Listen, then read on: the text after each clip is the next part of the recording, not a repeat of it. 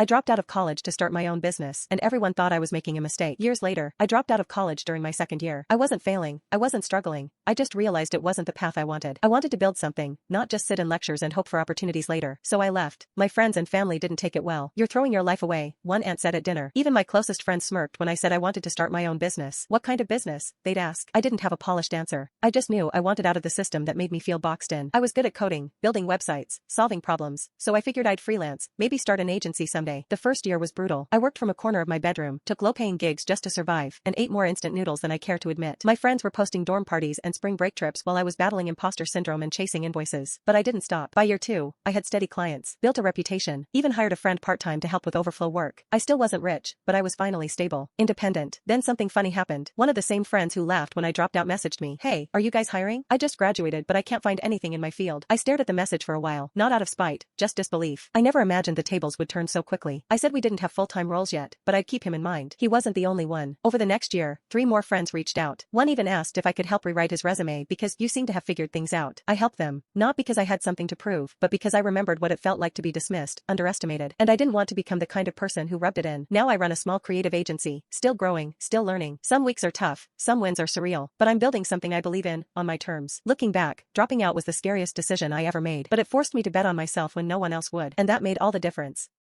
Thank you for tuning. If you liked this story, consider subscribing and like that photo. It really helps.